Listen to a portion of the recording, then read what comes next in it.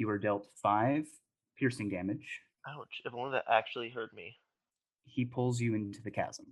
Oh my... Oh!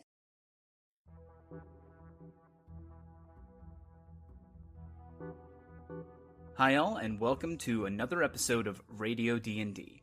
We really wanted to find a way to share our current campaign, so thanks for joining us. Before we get started, let's introduce ourselves. I'm your Dungeon Master, James Landoff, joined here by... Hi, I'm Stephanie, and I play Lux. Hello, my name is Max, and I play Lorien, the Aasimar Paladin. My name is Mike, and I play Marcus. My name is Casey, and I play Beatrice. Now let's roll that recap.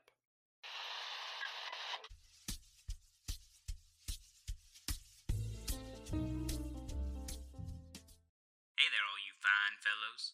You're listening to 98.3 The Drop. Last time, the Lonely Hearts found Diego stranded on a large rock, unwilling to come down. He informed the party that a dangerous elemental, known as a rock breaker, was just beneath the sand. Diego would not be of use to them dead, so the party decided to help him out. When they approached him, a large armadillo-like earth elemental burst from the ground and attacked. Eventually, the elemental was defeated, and the party retrieved the rare metal adamantine from its corpse. With the elemental defeated, Diego confessed to luring the group in the direction of the monster to get him off his tail, though he hadn't planned on getting trapped himself. In thanks for saving him, he offered them a share of whatever treasure was buried at an old mining site. Upon arriving at the site, the treasure was nowhere to be found. There were, however, signs of a skirmish, with drag marks in the sand leading into the mine. The mine being their only lead on the treasure, the party settled down for a long rest, unaware of the creepy creatures residing inside.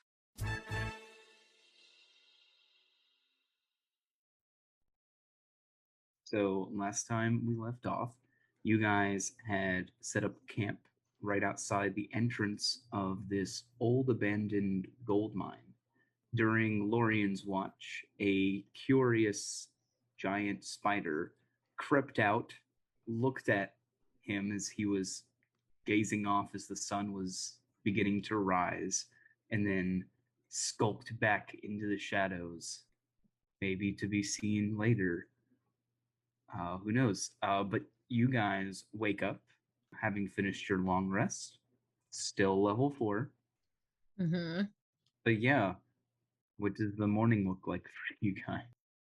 More cheese puffs? Oh my Lorien's god. combing his hair, because it's gotta look fresh even when they're delving into a gold mine. I probably packed like one of those toiletry bags. Mm-hmm. So I got my toothpaste. I got dry shampoo. Was dry shampoo a thing in the 60s? I feel like no, maybe baby powder though. You're using like a Let's water find out. bottle to brush your teeth? Oh, that sucks. Oh, the first commercially produced dry shampoo was sold in the 40s. Oh. What? Anyway, I have dry shampoo. Wow, okay, that's nice. And I'm like doing my morning routine, you know?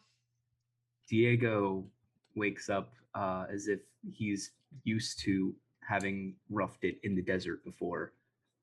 He's been to Burning Man a couple of times, I guess. Poor Señor Diego. I almost called him Mr. Señor Diego. So that would have been very shameful. But yeah, he wakes up a little annoyed and kind of looks at you guys to see, what you all want to do. Yeah, I'll also be like getting ready, making sure like my braids are done, my hair's done. I'll have, before Señor Diego had woken up, I'll have used my cloak of many fashions to fashion the same thing that I was wearing yesterday. Because I definitely use it to change into pajamas. Right. Before Naturally. I went to bed. Yeah. I will once we get down from the perch that Marcus and I were on, I'll look at Señor Diego and be like, so what are we doing? We need to go underneath, right? That's what we said, wasn't it? Well, first things first, we need to have breakfast. And I pull out a box of Cocoa Puffs and a box of Frosted Flakes, and I offer them to people. You don't have any milk. You could just eat it dry, and I just shove some in my mouth. Did you get Nutri-Grain bars? I don't know when those were invented. Nutri-Grain bar. I feel like totally Probably. 86. That's how sad. was dry shampoo invented in the 40s, but Nutri-Grain bars were invented in the 80s? Sucks, man. I don't know what those are, but I have cereal. Mhm. Cereals. Frosted I will- Flakes or Cocoa Puffs? Frosted Flakes. Good choice. I just hand you the box. Thank you. We'll bust it open. Celestial cornflakes. Celestial cornflakes. I don't know if those are a thing, but yeah, you all get your breakfast, and yeah, Señor Diego is making several glances at the mine. He's not sure whether you guys are going to go in or not. It's very clear that he wants to, but he's not going in by himself. Wise man. I'll kind of look at everyone and be like, so, do you think we should go in? I mean, there seem to be body marks, body tracks that go into this mine. It seems a little dangerous. Senior Diego nods and he says, "Just these people were probably the ones that stole my gold. So if we can find their bodies, I would like to have a talking to them." Yeah, I'm What? finished with my breakfast. I'm good to go in. First of all, Senor Diego, Yes. this is not your gold. It's the gold that you were taking from a woman's dearly departed uncle. Uncle? Her dad? I believe it was her grandfather. Her grand some sort of male relative. Well, they're not using it, and if I'm able to find it, then actually it does become mine. Ours, not mine alone. Ours. Lux is going to. Can I insight that? Yeah, you can. Great. 18.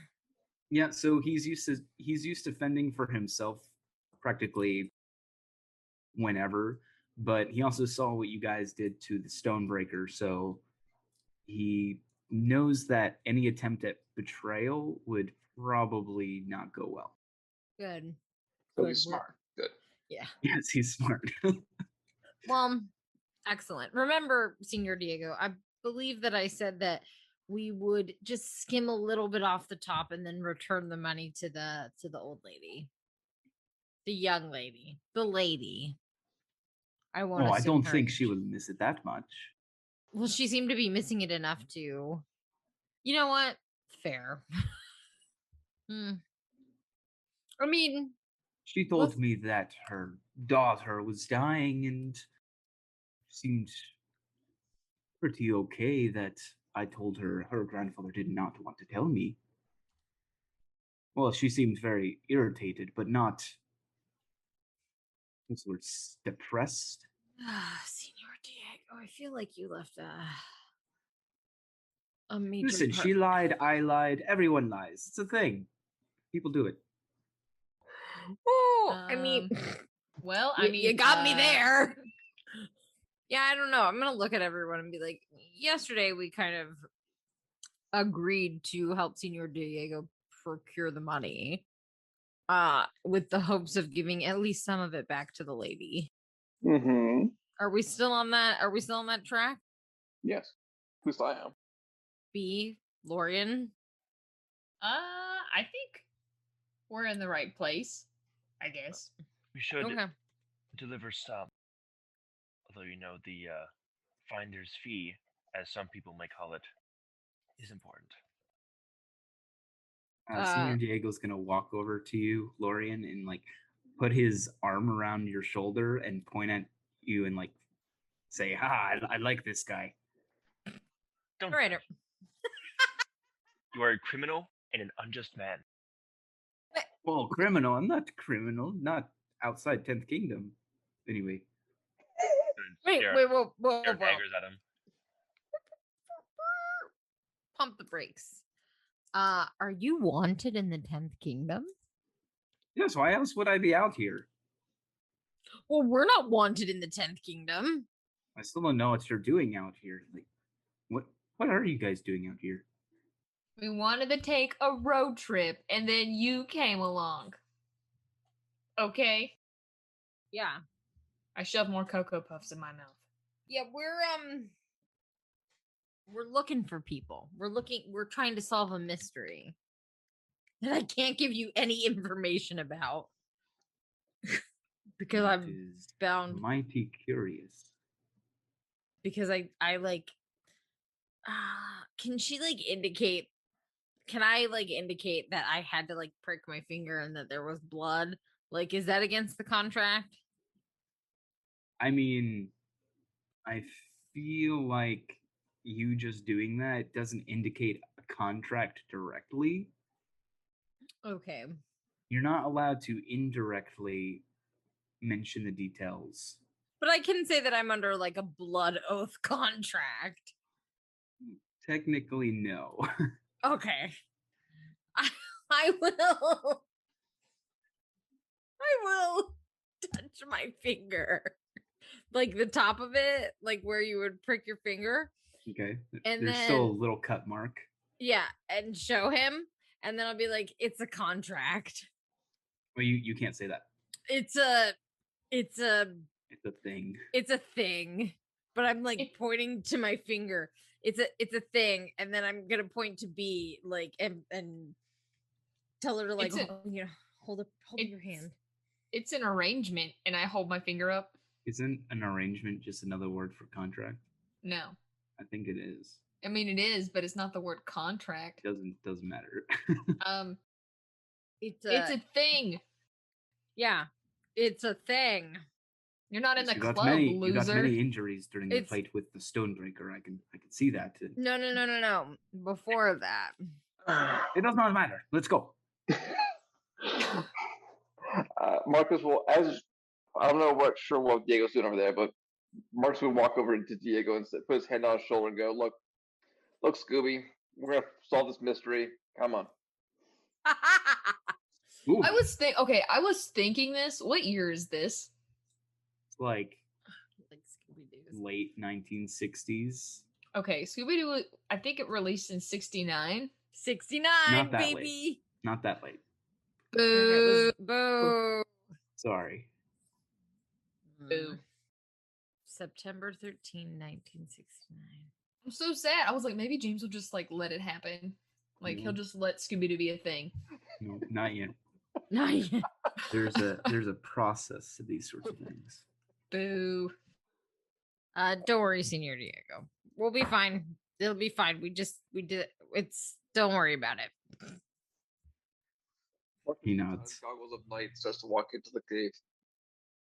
I think we should follow your friend. Yes. Yeah, Lorraine is not going to light up his sword because he would cancel out all the dark vision stuff. So he's just going to use his own dark vision. Yeah, I'll also put on my goggles at night and head into the cave and be like, "Come on, Señor Diego.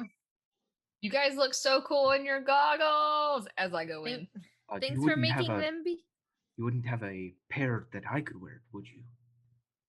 You can't see in the dark. No, I can see fine. They just look really cool. You're Wait a loser. minute. You're, Wait, no. you're Hold not on. in the club. Hold on. Okay. Lux stops him. You can't see in the dark. No, I can see very well in the dark. No, you Can I can't. insight him? Yeah, can I insight that, please? Let me insight Sure, that. make an insight check. I mean, we just get on it. Like, what are you talking about? Oh my god, fantastic 7.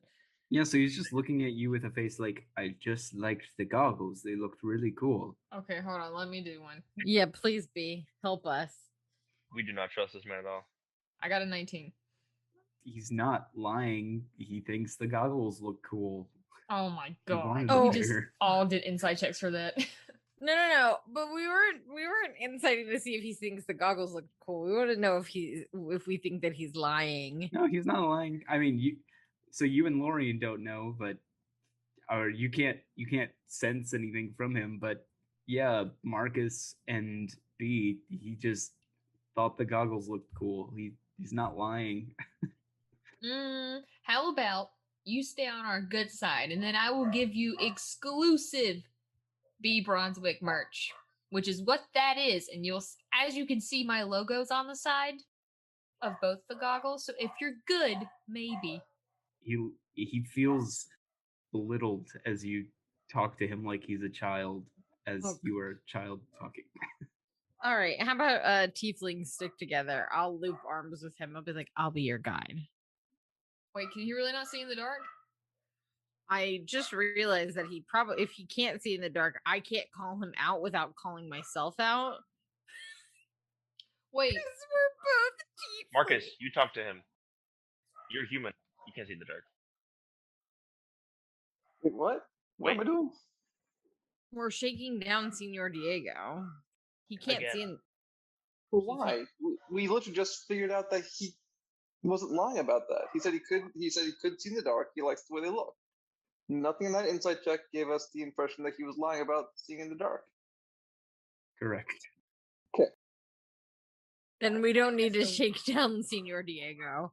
he Right. just needs to work hard so he can get my merch. Oh yeah. Bitch. Yeah, don't worry, Señor Diego. If we had an extra pair of night goggles, how about this? How about I split mine with you? Half the time I'll wear them, and half the time you can wear them. But then you he- can't see. He smiles at you, and he will say something in a language you don't understand. What's the language? Lorian, you would understand it. Ooh, which one is it? It's infernal. Oh, yes. Oh no. He says, "Tieflings stick together." So you wouldn't know that, right, Lux? Right. So he's gonna look at Lux and like a you need help kind of look. She'll just kind of like give a really short nod, like, I'm an idiot. I must apologize for Lux's inability to understand most infernal. She was raised away from her devilish heritage, and even so, she has lost most of her language. So, if you need to translate, you should talk to me instead. You want to make a deception check for me? +5, baby. I will give you a bardic inspiration. Thank you. You are welcome. All right. So I rolled the check, and then you rolled it, Bardic. You can roll it, or I can roll it. Oh no! I think I'm gonna need that. Yeah, it's a D6. 12. Okay. That could have been worse. Let me find his character sheet. Oh no! Yep. Oh shit! Oh, yeah, no. he looks at you and gives a subtle nod. Yeah, it's Well then, shall we be going? Wait, are you really gonna share the goggles? I really don't have a choice at this point. It's okay. It's fine. Don't worry. You know, You're not gonna be able to see. No. And it's fine. I won't give it to him if he asks. I'll just kick him. I don't know. Doesn't Lux's horns glow? Oh yeah, my horns do glow. So she'd have like a dim light around her? It's not enough. It's like a phosphorescence. It's enough to like see them in the dark, but it's not enough to emit light. It's not a reading lamp. Yeah, I mean, out of game, if you want to use them as your reading lamp at home, that's fine. But mechanically, they don't help much. Just ask for Lorian's glowing sword. Can he cast light on her horns to make them glow? Yeah, you can. But I also assume that your glowing horns might like diminish whenever you try and be sneaky, so not to give your position away. Yeah, it probably is not a good idea to cast light on my horns, but We can do it when we're not sneaking around in battle. Yeah. I have a question. I have an answer. So with infuse item, I can infuse an item after a long rest. It is Okay. after a long rest. You finished a long rest. Yeah. Could I infuse another pair of goggles? Sure. Where are you getting all these? You know, it doesn't matter. Sure. Where am I getting all these what? Goggles. Where are you getting all these goggles? I carry spare supplies with me. All right. Okay. In the battle bee. Yeah, In my that's trunk. fine. Duh. Okay. And I pop Yeah. the trunk of Battlebee. Okay. All right. I'm So gonna that's- give you a pair of goggles. See? And I hold them up even though I am not that tall. And be like, but I need them back after this. I mean, you also don't have to infuse them, and he probably wouldn't notice the difference because he Oh, that's already a good has. idea. I'm not gonna power infuse it. activation. Yes. All right. I won't infuse goggles, and I'll be like, here. And it has like the bee on the side and everything. Okay. Yeah, he like takes them on and puts them around his horns and like stretches them out and snaps them to his eyes. He's like, Well, welcome to the gang. "How do I look?" You look really cool. I'm assuming these are goggles you can't see people's eyes beneath. Yeah. Okay, so he winks, but no one sees it. Oh my gosh. I'm gonna put my goggles on. But I'm All right. still gonna keep my arm in the loop with Señor Diego. Sure. So you guys begin your way into the mine. It's dusty. A lot of parts have caved in. You notice tracks that lead deeper into the mine. But Marcus, you know the direction you saw the tracks in lead to a side chamber connected to the mine. Right. So I'd probably try and head that direction. I'd have the my gun drawn, and I'd try to be approaching stealthily. Okay. Should we let Marcus go like a little bit ahead of us, like maybe by at least 30 feet, and then try to approach sneakily ourselves? I think that's a good plan. In that case, Marcus, would you please make a stealth check? So you're scouting for the party. As you venture in, you do find the sort of sticky webbed texture on the floors and walls. And as you go past the point you ventured last time, you hear this sort of electrical humming sound, kind of like the sound that electric would make when traveling between two Tesla coils. Oh, okay. That's exciting. I was gonna see if there was any kind of like blue light or some kind of flickering light that would maybe look like a short or some underground electricity. So actually, as you round the corner, you will see an archway or sort of this passage that is nearly completely barred by this electrical almost gate. There is a machine that seems to be operating this electric, and yeah, it looks like it would be quite painful if you were unable to disarm this. You can see that there is room above it to where if you were a spider, you'd be able to, for the most part, pass through unscathed, but you do not have those capabilities. So, but yeah, you do see it sort of like the blue light sort of flickering on and off in the room. The machine that you said was next to the gate, is it like a generator or is it? It looks like a console where it would give commands to the gate. So you would be able to either disarm it or rearm it with a successful Tinker Tools check. Okay. There is a possibility, though, that if you fail the check, the machine will become locked in a state where you cannot deactivate the electric gate. All right. I'm going to motion for the party to, join me by the gate or around the corner. You guys Yeah. do so? Yeah, I think so. Cool. Let me roll stealth. You don't have to roll stealth just yet. Okay. I'm Cool, going off of Marcus's high 23 for now. Bliss. Bless. But yeah, you will all see the same thing I explained to Marcus. Interesting. I'm not really sure if this is I don't think I'd be able to really be much help with this. B, this kind of seems more like your thing. Yeah, B, you want to give it a go? Yes. Can I just do like a Tinker Tools check. Can I pat Wow, you on the okay. head and give you a bardic inspiration? Yes. Guidance would also help in this case. And they So I just stack. slap myself with guidance. Sure. Could I assist her? Before you roll, the DC is 16. Okay. Can Mike assist me? Yeah. I'm literally gonna be like, I need someone to hold my tools. I don't have that many hands. Scalpel. Do I need to make a Tinker Tools roll as well? Nope. Just you having proficiency with Tinker Tools lets you help her. I got an 18. Yeah, perfect. Yeah, so you open the side panel, going through its several wires, and you find the correct one to cut as the electric gate fizzles out and ceases to make that sound. All right, I think we're okay. Marcus, thank you for helping me. Sure thing, B. Wait, did Battlebee follow me in? I assume so. Cool, I throw all of that stuff back in Battlebee's trunk.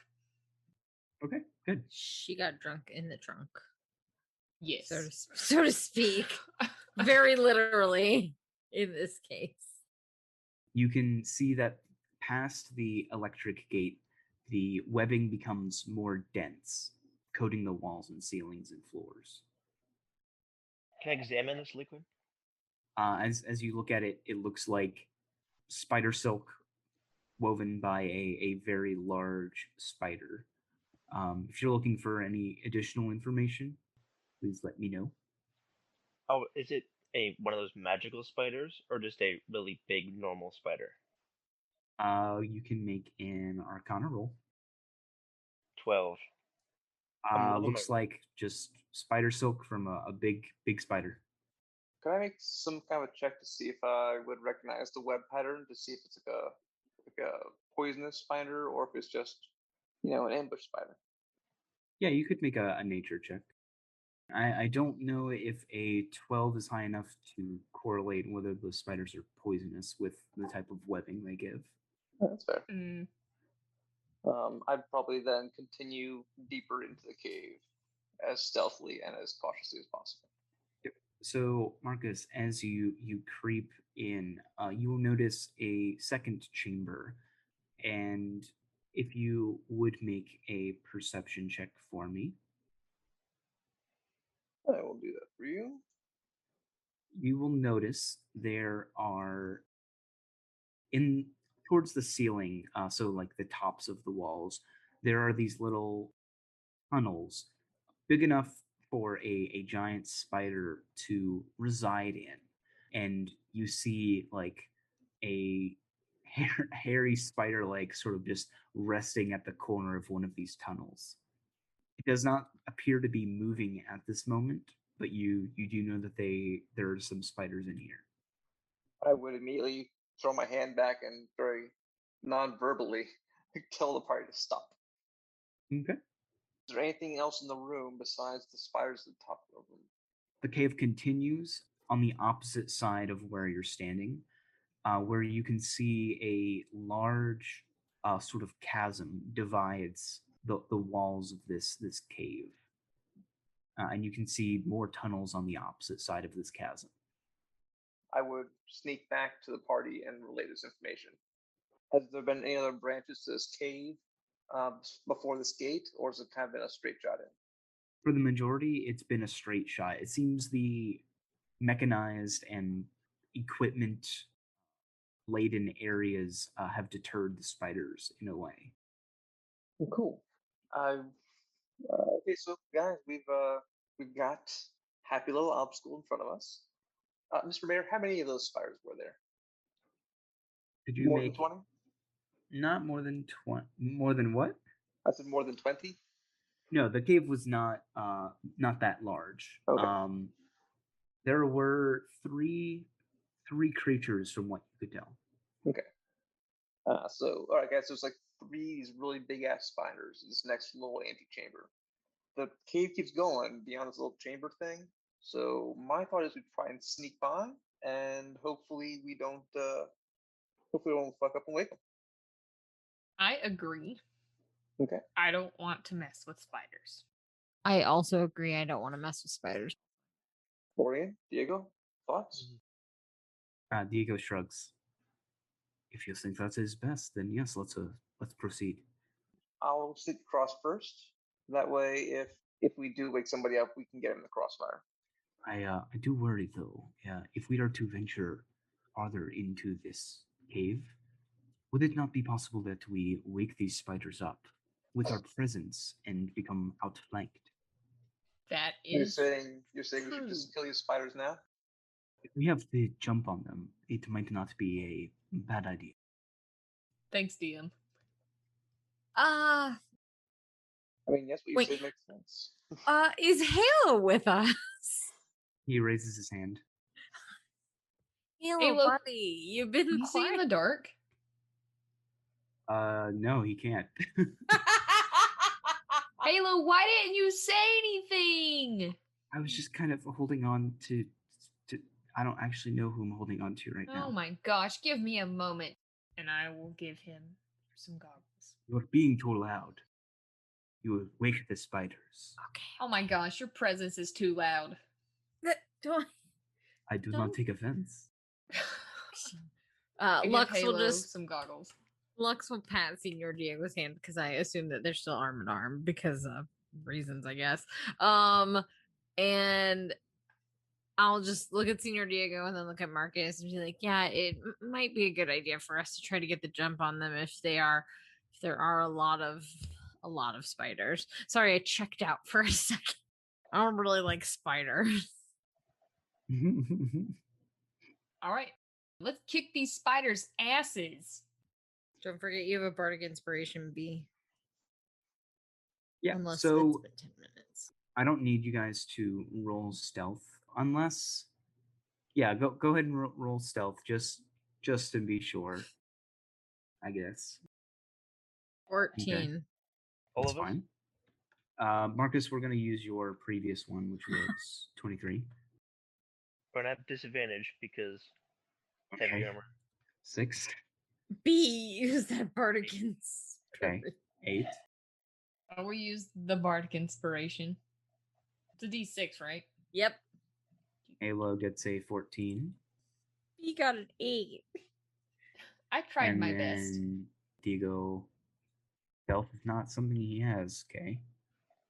Flat roll here. Well, it's a crit anyway. Doesn't matter. Jeez, Senor Diego. Yeah, he's super stealthy. Sneaky tiefling. I don't think I need a stealth check for your battle beat. I'll just use yours. Let's see. Passive perception is 10 minus 5 for being asleep. So their current perception, passive perception is 5. But the other creatures is a 9. So you'll get the jump on the spiders, So sorry. but not the jump on our last person here. If only you had given yourself guidance. Let me I don't know grab why I didn't everyone's- do that. I don't know. If you guys wouldn't mind. The spiders are surprised, so they won't get a turn this round. They get a 16. If you would roll initiative, please. 22, baby. Hmm. Senor 22. Diego. Yeah. I got a sucks. 22, so I got a crit success, and Diego got a crit fail. Okay, so the spiders are currently surprised. You have advantage on attack rolls against them until after their turn. So B, you were first to act. What would you like to do? Was not expecting to happen. They do have cover from being in these little holes. So they have 3/4 cover. Mm-hmm. All right, I'm going to prepare my action to shoot at the first spider that I see as I have Battle Bee walk out. I'll be like, as I pass Marcus, I'll be like, excuse me? Oh, that's a... What is that? What is what? I don't know what that is. This. There you go. That's not a monster. No. Big spider. Big spider. I scream and then I so try to shoot it. It Okay. is. And then their friend, which is like a big fat Spider-Man. It looks like a sea lord. Could be a It's- sea Oh, lord. it's one of those dudes. It looks like a manatee with arms. Dog pinchers. Does it not? Yeah, Yes, kind it of. does. Beatrice, you don't have to hold your action because you can see the spider. So I didn't realize that it would be so soon. Okay, Well. I'm gonna shoot. I'll walk out and I will shoot. all right.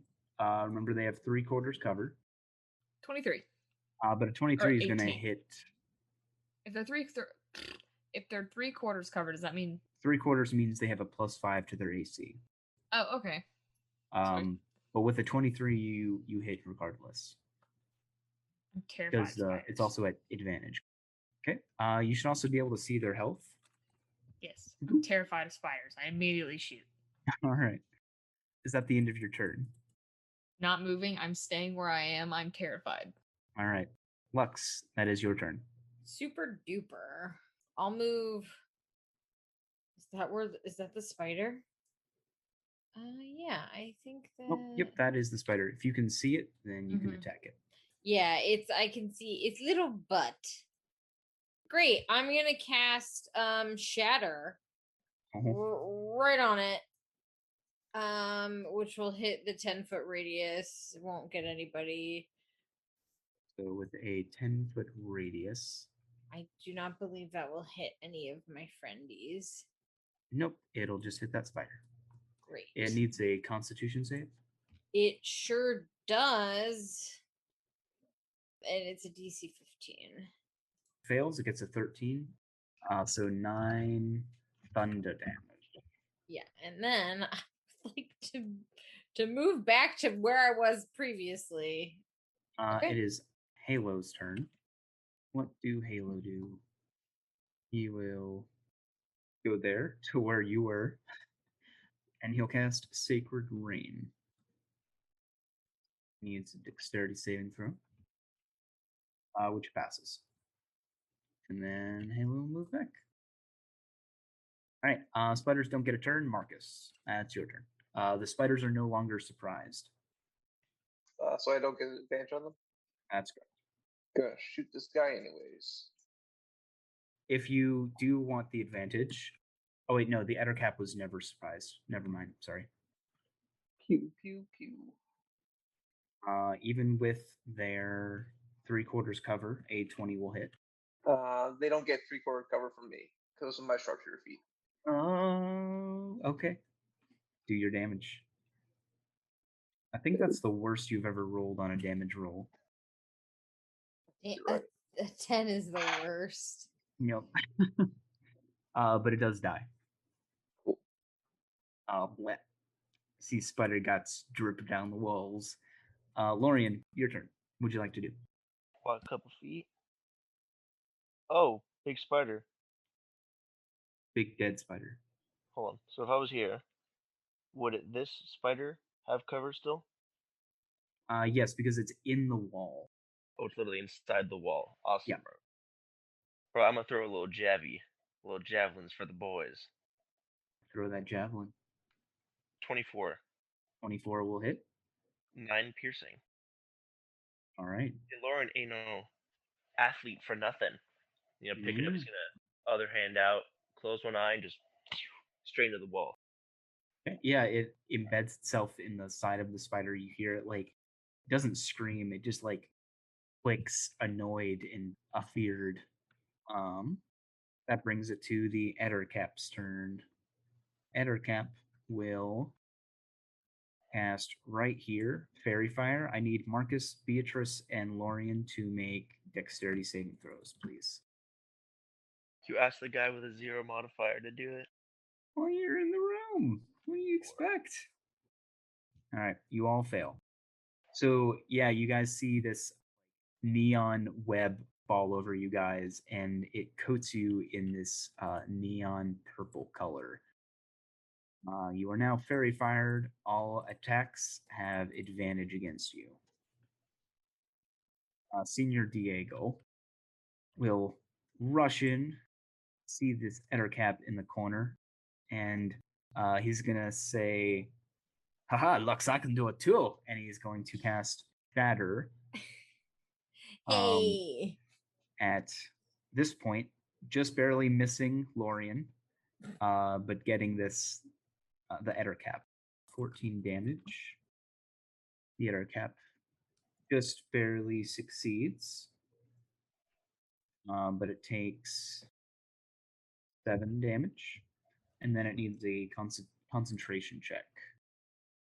Okay, fairy fire's over. Well, sucks. Oh, I'm no longer pretty. Nope, you're no longer pretty. Beatrice, what would you like to do?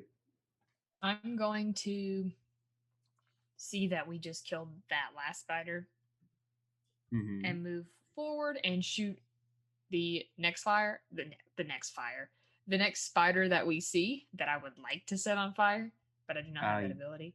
So I'm going to take a shot at it with my light crossbow. Okay. I got a 13. 13 misses. I freak out and I just shoot in one direction because I don't like this. Lux, it is your turn. What would you like to do? Well, I guess I'm gonna actually have to move this time, and then probably stay where I go. Okay, I'm gonna move past Marcus and Señor Diego right to oh goodness me, right to where B is. I dislike this. That's 11 feet. I don't think that'll hit B. Second verse, same as the first. Let's shatter this baby. Okay. Constitution save. It's a 5. Hey, baby, 17 thunder damage. 17 is exactly how much HP it had. It died. Lux will just pat B on the head and be like, took care of it for you. Halo will move there. Let's see what he can see. He can just barely see the Ettercap where he is. And he will do another Sacred Rain for 4 radiant damage. Ettercap succeeds. No more giant spiders. Marcus, it's your turn. A 26 does hit. Lorraine, it's your turn. All right, where is he at? You do not have line of sight on him right now. Do I know the general direction so I can walk that way? Yeah, they're like all attacking it over here and over here. It's literally just a pillar in your. Yeah. Well, I can make it. I'm gonna hit him with my sword. You do have to like reach up at him, but yeah, no problem. Wow. No dice. It is his turn though. It needs to make a bite attack and then a claw attack on you. So, bite. Does a 17 hit? No. Okay, and then a claw attack. Also a miss. Nice. Señor Diego's turn. He doesn't have much capability. I guess he could just throw a dagger at it with an 18 that just barely hits him. So, yeah, Señor Diego sends a dagger flying, dealing him 6 damage. Yeah, the Ettercap is looking scared. Beatrice, it's your turn. I step forward. I have Battlebee walk forward. I see the manatee weird looking thing. It's not a manatee. Stop calling it a manatee. I'll take a shot at it with my light crossbow. Okay. I will scream as I shoot. Oh, I got an 11. I missed. I just scream and I shoot in the distance. All right. Lux, that's your turn. All right. Where's this? You're in the same position Lorian was in when he couldn't see it. Guy, it's fine. I'm gonna move closer to B. Literally just in that corner. Okay, all right. Yeah, I'm gonna move in between B and Lorian. Okay. Oh, this guy is like in the weirdest position. Mhm. I'm gonna cast hideous laughter. All right. Does it know how to laugh though? No, don't make him laugh. That's a spell save. Okay. Fails. What damage does it take?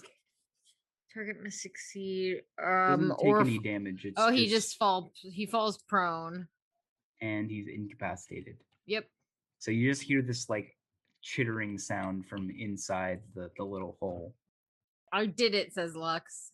I've Yeah. done it. That's my turn. Let's see. He is going to.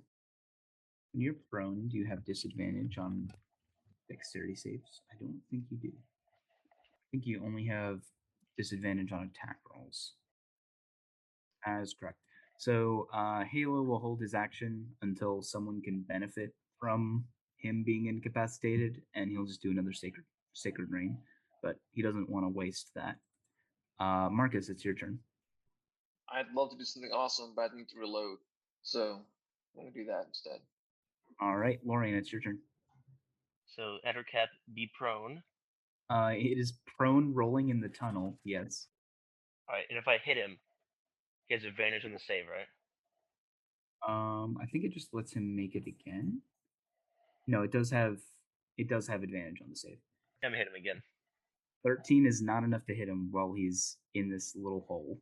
Well, at least it doesn't trigger the save. Ettercap, does he make a save at the end of his turn? Yep, at the end of each of its turns. Yep. Okay. Wisdom save. Okay, still laughing. Still chortling. Señor Diego will throw his last dagger at the thing. Well, actually, no, that's a ranged attack.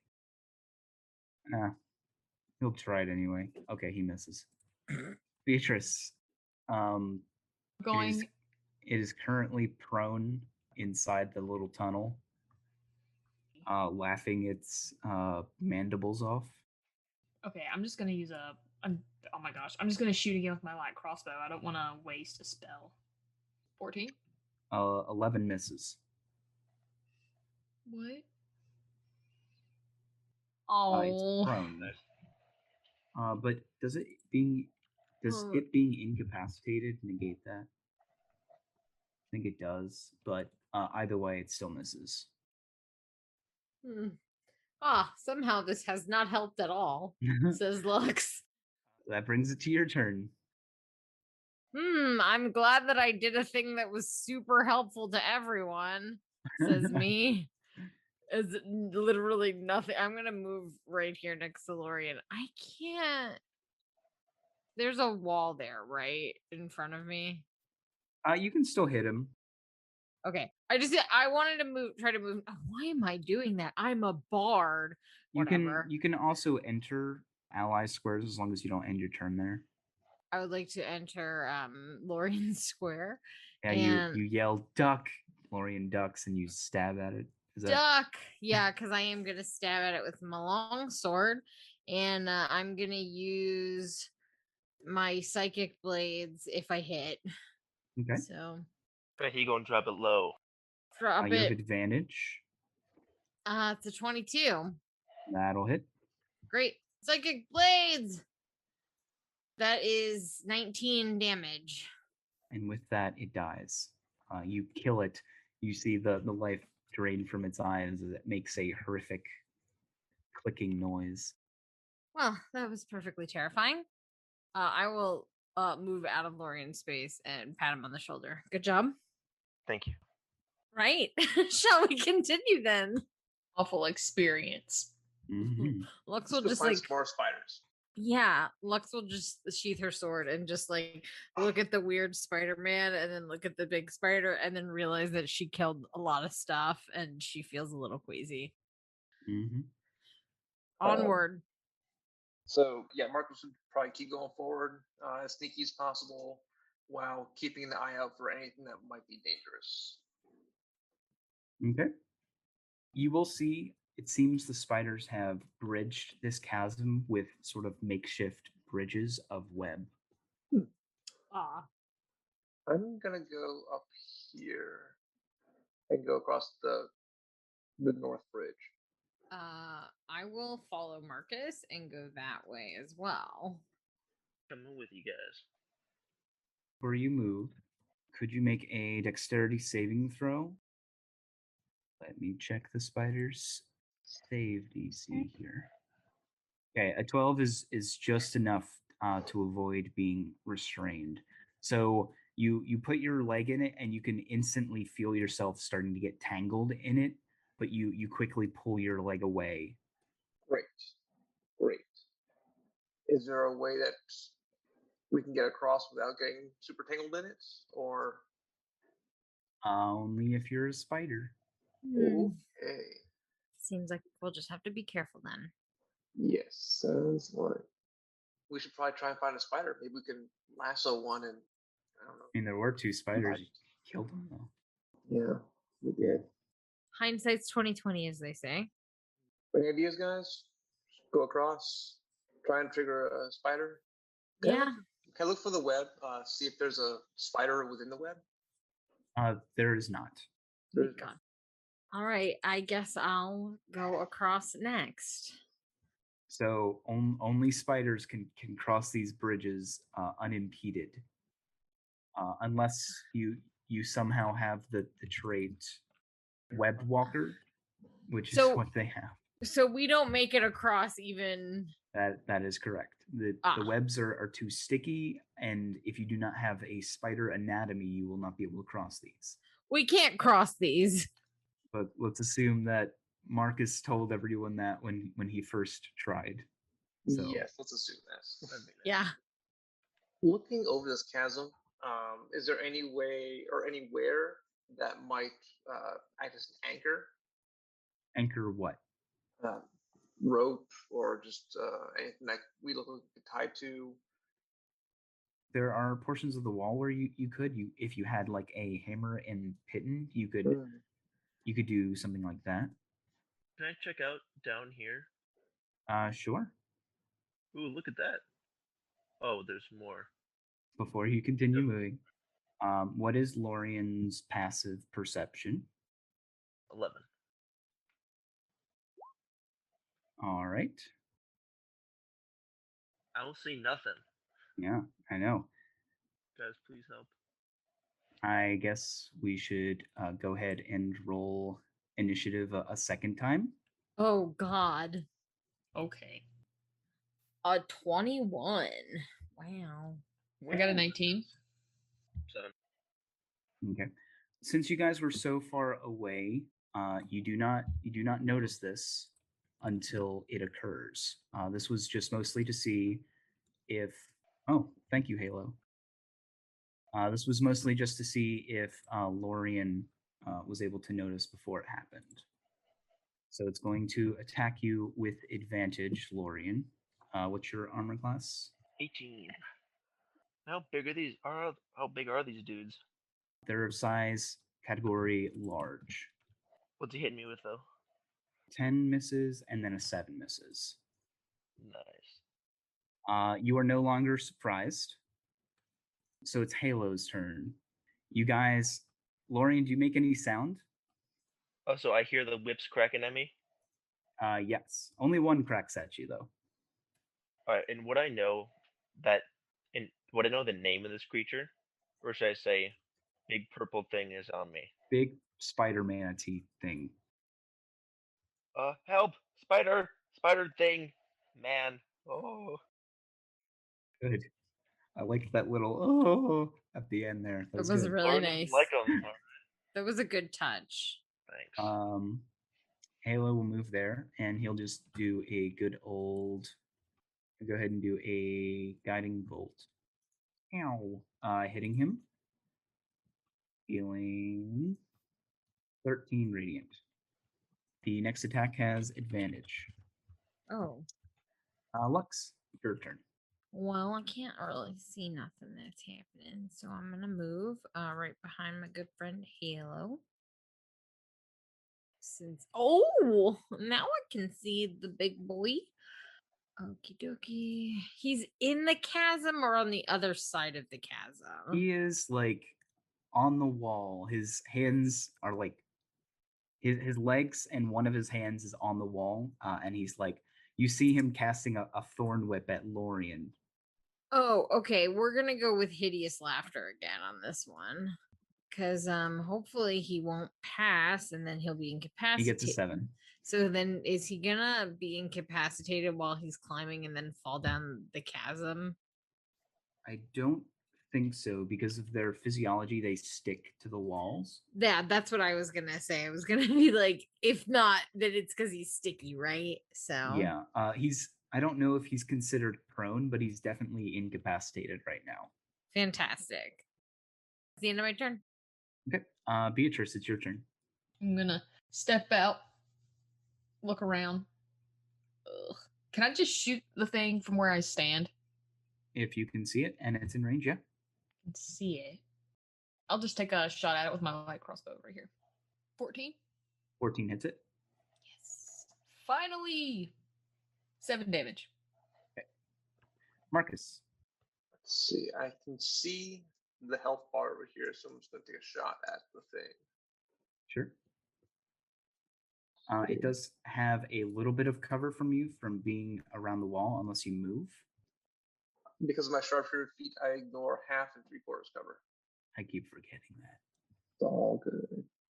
We'll go ahead and attack. Oof. 12 does not hit. Ettercap's turn. Wisdom save. Gets a 15. Oh no, he's not hideous laughter anymore. That's the end of its turn. Oh wait, it was supposed to be taking the wisdom saves whenever it took damage, right?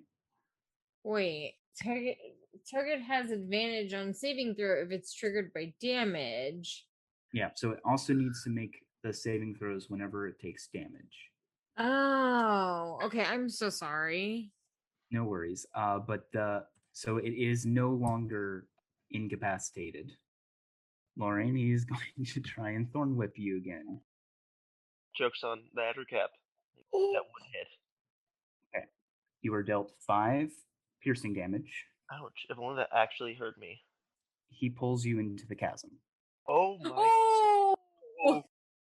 How deep is the chasm? You cannot see the bottom from where you are. Rip. Who has Featherfall? No one has Featherfall. No one has But you will watch as Lorien, if I may move your character, Yes. falls into the chasm and disappears. With that, the Ettercap will continue its turn as it begins to flee. It's a druid. Basically. Bro, I just got outplayed. That is not fair. I was so concerned that no one was like, he's casting Thorn Whip, guys. We don't know what Thorn Whip does. Lorien, I'm going to roll something real fast. Fall damage, 20d6. Let's go. Not 20. You'd just be dead. You take 28 damage. You guys, what does Lorien do as he falls into this chasm? I was gonna make a quote from a game, but I don't know if you guys would know it. Sure, go ahead. It's from Sekiro. I was like, Robert! Roberto! Robert! And just on the ground. Okay, that's 28. 28 damage. I'm still alive, baby. As you God. fall 100 feet, you're hitting cliffs as you fall down into the darkness. You can just go, what? How does he bounce off the walls? Lorien, as you fall down, you fall flat on your face into what appears to be the bottom of the mine. And as you look up, a creature is giving you a curious look as it blinks its long eyes at you. You see light refracting off of its diamond-like shell, and yeah, what do you do? Do you have an image of this creature? And can I also use my lay on hands while I do a check on this and see if I know what it is? You've actually seen this creature before. Oh. It is a crystal hermit crab. Oh, these freaking dudes again. It blinks at you as you cure yourself of your wounds, and it just blinks at you and says, sir, are you okay? Just a moment. He's gonna heal up 20 real quick. using all of his land hands. That is your turn. Señor Diego will come out and say, "What's going on?" The Ettercap is too far away for him to do anything, I think. Lorian fell down the hole. That does not sound good. No. Halo is going to see that the Ettercap is retreating and looks back at you guys. Do you guys want him to pursue, or are you guys more focused on other things right now? How would we get down there? Marcus has a burglar's pack, which has climbing pittons as well as 50 feet of rope. Wait, you did have pins? Mhm. Why didn't you say something? Because it's on the other side of the freaking room. I can't get over there in the first place. Oh, that's true. Are you guys continuing the chase of the Ettercap, or are you letting it go? I mean, can we? Yeah. Are you gonna help your boy? I guess you didn't see him. Well, I mean, everyone heard you clink as you fell down like a. I totally saw tin you get. Robert. I heard recycling. Oh, no. Marcus would head down here to help Warren get up again. Okay, we're still in combat. If you guys want to continue shooting at the Ettercap. Yeah, I think we should probably continue to shoot at him while we also pursue by going downward. Okay. In that case, Halo will go ahead and do a. Halo's pretty pissed now. He's just gonna do a guiding bolt at it. But a 9 misses. Except that he's going to use Favored by the Gods. Just barely hit it with that 13. Heck yes. Dealing it 11 radiant damage, and the next attack roll has advantage. Lux. Okay. Alrighty, let's Halo's pissed off right now. I'm gonna move up in front of Halo. Okay. I'm gonna pat him. And I'm gonna look at this ender cap and I'm gonna look at what I have to do or what I can do. Cause it's not a lot. Honestly. Yeah, Halo seems mad. I'm mad. I'm gonna cast Shatter. All right. Constitution save. Yes, sir. All right. 11, it fails. 18 thunder damage. With that, it does die. A few sets of 10 feet away from you, Lorian, you watch as, or I guess the physiology would keep it stuck to the wall, so you just, you blow it to, well, I guess maybe the shatter would knock it off if it killed it, right? Yeah, I think so. Yeah, so a little bit of debris and Ettercap chunks fall near you, Lorian. Am I alone besides the Crystal Hermicrab? It seems like it. And as you look behind him, you will notice a perfectly spherical carved chamber behind him. I was gonna look back and look forth. Before he looks at the chamber, he's gonna call him and says, "Hey, did you do it?" And hopefully wait for a response. You guys hear Lorian's voice echo from below. Yes! Lux yells back. I found a circular chamber thing, so if you can come down without hurting yourselves, that would be pretty good. Okay, I'm gonna jump. Just kidding, I won't. We'll be there shortly. I say, not knowing how we will get down there. The little hermit crab looks at you, Lorian, and says, "Oh, you have friends? Are they coming to see us?" Well, I hope they can come down without falling like I did. That was a pretty far ways you fell, yeah. The last people just came in down on a minecart. And he gestures where you see a minecart that has been driven off of its rails. May I try to put it back on the track and push it back up? A minecart might be a little too heavy for you to lift on your own, because I'm looking at minecart in the 5e equipment, and a minecart weighs 2,000 pounds. That's No, pretty wait. heavy. No, wait. It says 300 pounds unladen, so there's nothing in this. How much can Lorian lift? What's your strength score? 18. I multiplied it. It's 270. Okay, so it is. You could try and make an athletics check to push that. No, it is far heck? too heavy for you to be able to lift. Just gonna try it for a second. I'm just gonna put it back down. How I long think ago? you almost had it. You're real strong, mister. When were the last people down here? Couple of weeks ago, I think. I don't really have a good perception of time. Supposed to ask our guide when he comes down as well. That sounds good. So, what is everyone else doing? I mean, at this point, I would anchor some rope and let everybody climb down. Sure. I'd say to make sure the knots are tied correctly, sleight of hand check. Can I assist? Sure. Doesn't state if Battleby can climb. If someone were to carry Battleby, I'm sure it'd be fine. Battleby's huge. He's not huge. He's medium. I mean, huge to me. You're So tiny. You can lower him down with pulleys if you really want. If I'm being assisted, do you get advantage? Yep. Yes, Okay. I give you advantage. With a 21 sleight of hand, you are able to successfully secure the knots. It does take a little bit. Who is the last one? Who's the last one down? That would probably be Marcus. Marcus would be the last one down. You do see from across the way a spider like creep out and watch you as you go down. Where would the spider be? You will see the spider like peek out from around that corner,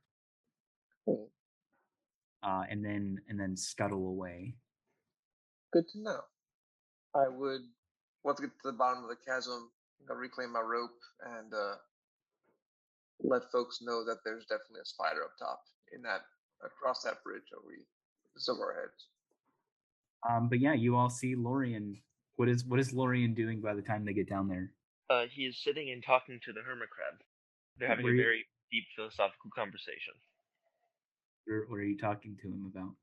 He's talking about the intricacies of modern literature. Oh, I can't read. That's the last thing he says before they get down there. Oh, well, if you do ever find yourself able to read, there are plenty of books I may come back and give them to you. You do seem like a nice person. Oh, you seem nice too, for someone who fell down a hole. What are you guys talking about? Kerouac or something? Lex is just standing there with her hands on her hips. I was grinning. Talking to the hermit crab. It's a hermit crab? I rushed to pick him up. So you run over and he like shrinks back under the diamond like shell. Oh, I'm sorry. I won't pick you up. It's my friend. I won't pick him up. And then I'm gonna like lay on the floor and try to make eye contact with him. Okay. One eye like pokes out at a time as he like looks at you and like snips at the air in front of your nose. Hi, I'm B. What's your name? Terry. Well, it's nice to meet you, Terry. You scared me. I'm sorry, I didn't mean to. I think you're really cute. Well, what are you guys doing down here? There's more and more people down here every week now. Every week? Well, maybe not. I told your friend my perception of time isn't really good. But you have seen a lot of people recently. I did, yes. About 4 of them. That's a lot of people to be down here. Could they have just been like miners? No, they went in there, and he points into this perfect spherical chamber. Did they say what they were looking for? No, they just kind of came in here and disappeared into there. Most stuff that goes in there, though, oof, pretty fun to watch, actually. Try throwing something in there. It's real fun. Marcus would take a couple of ball bearings out of his pack and start throwing them into the room. Okay. So do you throw a big handful at once? Yeah, it'd be like a little shotgun blast. Okay. So as you toss them into the air, they get semi-suspended and then slowly pulled towards the center of this perfect sphere. And you'll watch as parts of them will unravel into strips of color as they disintegrate and disappear. As that happens, Terry will clap his little claws together. See, wasn't that cool? What would happen if we step through? That was really cool. You said people went in there? Mm-hmm. And they... What happened to them? They didn't come out. No, they never came out. Never again. Ominous. They survived past the ball bearing destroying thing, right? Also, the ball bearings were like destroyed, right? As far as you can tell, there's nothing left of them. Did you see them go past that point? Well, I mean, they just disappeared like the ball bearings did, except they didn't it was a little different for them. How so? So this either may be a sheet of very explosive energy, or it's a stepping off point. But I don't want to stick my hand in and lose it, you know? Terry will pull out a pair of glasses. Go ahead and throw another one of those in there. I'll explain with the difference. Why does a hermit crab have glasses on? Yeah, I don't know. We're in a chasm talking to a hermit crab. I feel like we're beyond the point of questions at this his name is Terry, okay? Yeah, his name is Terry. Yeah. Go ahead and throw another one of those. I can explain the difference. Sure. Mark will toss another 3 or 4 in there. Okay. So as you toss them in, you'll watch as distinct ribbons of color will be separated as it dissolves. And yeah, Terry will nod. He says, mm-hmm. So you saw how there were different streams of color, almost like it was being torn apart. For them, it just turned them into a single thread of color. Just a single thread of color. Was there anything special about them? Before they went in, they put on these really weird suits. They looked like glass bowls over their heads. Huh. What year is it? I have no concept of time. Above game, what year is it? It's like 1967 or 1966. Kind of sounds like That's like a void suit. Like, we've been to space already. John Glenn already flew around the world. Yeah, that was what I was trying to remember. Like a spacesuit then. Sure. Oh, I think so, Terry. I'm glass, like a helmet. I guess. Like, okay. Okay. On top of the head. Uh-huh. And you could see their face through it. Yeah. Okay, and then like a white or suit. Actually, they were black. They were black. Mm-hmm. Interesting. Have I heard of anything like this before besides the spacesuit? I can make an Arcana roll. I'd love to. Did you say the helmets were black? Nope, the helmets were see-through. 17. 17 is not enough. Okay. I will make an Arcana check. Go Good ahead. luck. Slap myself with guidance. Okay. Oh, 22. 22. So with the 22, you would know that there is a scientific research company called ROA that makes suits like these that's being described, but you're not sure of the purpose of them.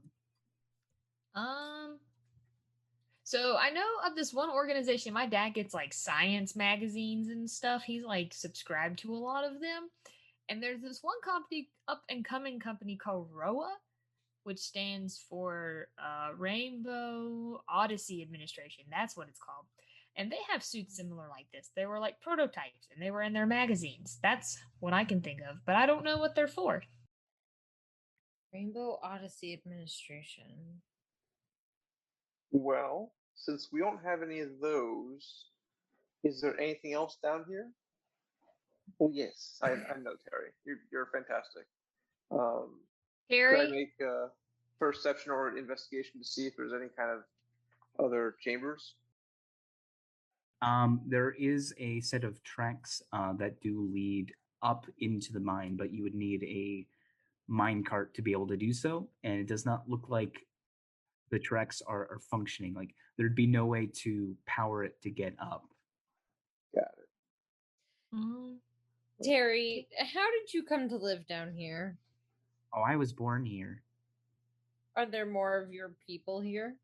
Oh, yes. Terry, would you give us a tour of your home? So he'll walk over to a corner to a pile of rocks. Yes, this is where me and my family eat. That's really nice. Do you like people food? Hi, I'm Dave, and welcome to the Arcane Dice Podcast. You may remember me from such podcasts as the Arcane Dice Podcast and the Arcane Dice Presents Dungeon Crawl, Legacy of the Mad Mage. And I'm here today to invite you to enjoy our live play 5th edition Dungeons & Dragons podcast, the Arcane Dice Podcast. Join us as we go through an entertaining adventure filled with magic, excitement, and unknown surprises. Our unscripted campaign will be as much a surprise to you as it is to us. You can find us on Twitter at Arcane Dice, Facebook and Instagram, and wherever you listen to your favorite podcasts. Or find us on arcanedicepodcast.podbean.com. Let's let this adventure begin.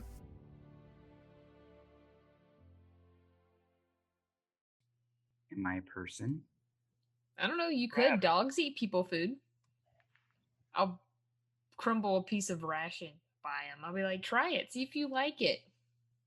And he'll take it in his little pinchers and nibble on it. Kind of salty. Oh, I'm sorry. So about this tour. Yeah, I showed you. This is where me and my family eat. That's it? What are your family's names? Casey, come on. Why are you doing this? Because I love it. Please say him. Wait, they have names? Yes, they have names. Oh my gosh, give us the names. This is Jerry. This is Mary. And this is Gary, my dad. And he like points to other hermit crabs who are like keeping their distance from you. I love this hermit crab family so much. Must protect at all costs. Yes, truly. Terry, I got a question for you, man. We're looking for something valuable. Might be a chest or might be something like in a container of some kind. Have you seen anything like that? Not that I can think of, no. Okay. Thanks. You're welcome. If anyone's ever buried anything down here? This is kind of seems like the opposite of burying. Or they're digging instead of burying. Oh. It was worth a shot. But where were they digging? Around here or up further? Well, that's what that was for, and he points at the minecart. Well, yeah, okay. Well, we could follow the tracks. They would be difficult to climb. Oh. They operate like that. Okay. They're not just... All right. Huh. Back to the top and then find the tracks. Could Marcus try to climb the other side of the chasm to try and get kind of over to here so he can make an anchor point and let people climb the rope up? Do you have climber's tools? I don't No, I just got the pittance and the rope. Okay, it would take an awful long time to do that with just those. Okay. Yes, Casey. I can make you a set if you want. It'll take an hour. Well, if we've got an hour, let's see. I think I have something. Yeah, I could use my Song of Rest since Lorian took some damage. I'd like to hear a song. Oh, great. Okay. I have the right tool for the job. So at 3rd level, you've learned how to produce exactly the tool you need with thieves' tools or artisan's tools in hand. You can magically create one set of artisan's tools in an unoccupied space within 5 feet of you. This creation requires 1 hour of uninterrupted work, which will coincide with a short or long rest. Though the product of magic, the tools are non-magical and they vanish when you use this feature again. I have bad news for you. Climber's tools aren't artisan's tools. That is correct. Oh, Never mind. I can't make it for you. I got really cocky. It's okay. Lux already took out her violin and is like, "Oh, are we not? Is this?" Terry, do you know another way up there? I actually didn't know there was anything up there to begin with. Oh, there is. There's a whole world. What? Nope. Never mind. Shit. I guess Marcus would try and find a way forward, try to see if there's any other passages or any way to move around. I mean, there was more path along the chasm you guys were going. It's just that Lorian encountered an Ettercap who pulled him into it. Oh, okay. We maybe should have just left Lorian there. Hello. Yeah, he would have been fine. Yeah, Terry. Well, I mean, we could always get into that weird Roa thing. I don't feel like becoming string cheese today. Would someone like to help me fix up this minecart? Maybe that would make it a little easier. No, the tracks would be screwed. How tall are these walls, Mr. Mayor? Like for the bottom of the chasm to the top. Lorian fell 100 feet. Okay. Alrighty then. And there appears to so in this chasm there appears to be no exit other than the way that the minecart came and the Roa crystal. Crystal? Or the Roa circle room. Why did I say crystal? I don't know. Ignore that. Yes, those appear to be, if you can call the sphere room an exit. Sphere. Yeah. Is there like a door to that room? Or is it just like a straight opening? So it looks like naturally formed cavern, and then just a perfectly sphere, as if someone, meticulously carved into the walls until it was perfectly spherical. Have I heard of Roa before? You could make an Arcana roll. I would like to. Yes, I would. 15? 15 is not high enough. Okay. Could Marcus recognize this as like it's clearly been made by man, it's artificial. Can he try and discern what purpose it might have? You're asking about the spherical chamber? Yes. Yes, that would be an Arcana roll as well. Okay. You've never encountered anything like this, nor have you heard of it. Okay, here's a question. Mm-hmm. Above game. Mm-hmm. If you placed something like halfway in this spherical chamber, but halfway out, would it get sucked in? So you watch as the ball bearings, like when they were thrown into the room, almost as if the center of the room had its own gravity. They were pulled towards it until when they got close enough, they basically unraveled. Oh, okay. What are you guys doing? I mean, if there's nothing down here for us and Florian's okay, I guess climb back up the way I came in and see if we How- can figure out a way across. I How is agree. Lorian doing? Like his mental state? Like I don't know if I've ever fell 100 feet before. Well, he was pretty shaken up, but he healed up most of his wounds, Mm-hmm. and he can't just give up. They're still in the mine. They got to find out what's going on. Mm-hmm. Mm-hmm. His Yep. mental resolve will not fail. That's good because I would have probably not been okay with falling 100 feet. It's just scary to think about. Yeah, I'm not happy with falling 100 feet either. So yeah, cool. Back to the top side. All right. Yeah, you guys climb up, and yeah, you find that the ropes held a-okay. And let me move you guys back over to the map. You guys can be roughly where you were previously, except for you, Lorian. You can be back where you were before you fell in. Does anyone else want to go first this time? Please. I can go first, I say, and then I'm not on that window. Yeah, I can go Senor first. Diego did not comment on their diamond shells. Oh, you know he was thinking about stealing them. Senor He didn't. Diego. He didn't, but you know he was thinking about it. Yeah. Oof, So oof, I oof, will oof.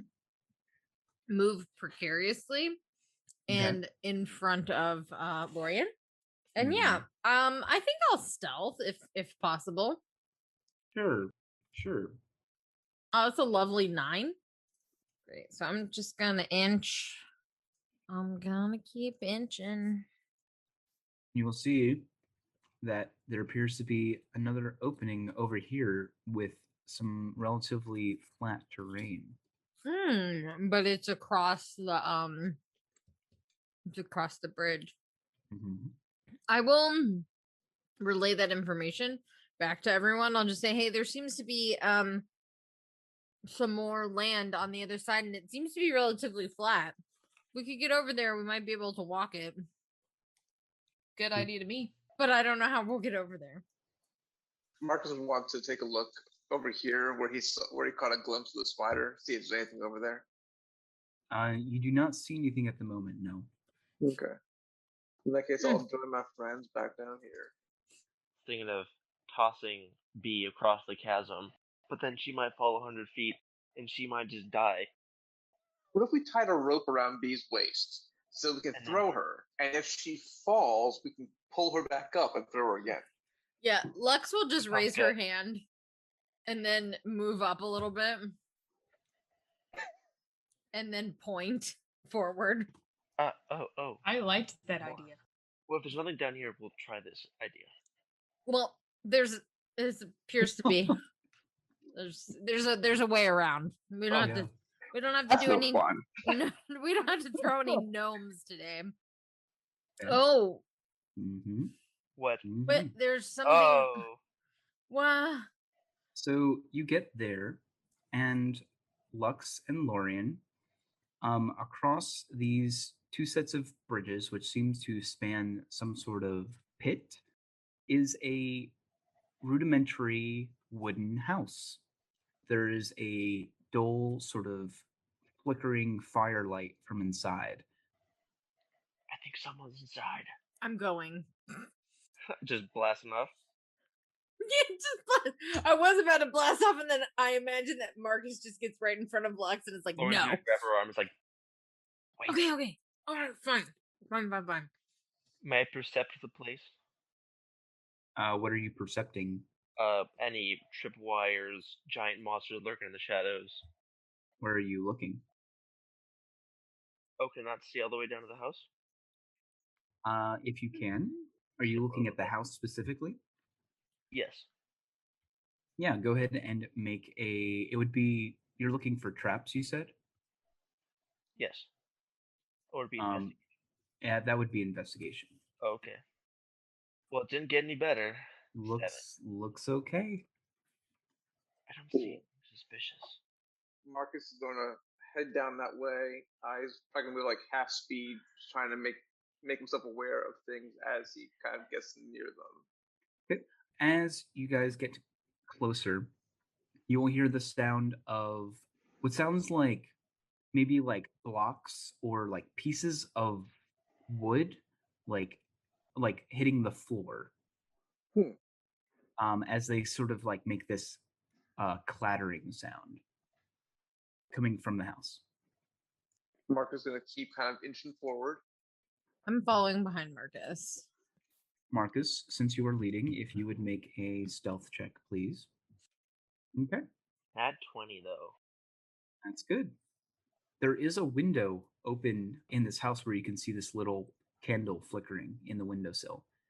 With your stealth, you're confident you could probably sneak a peek.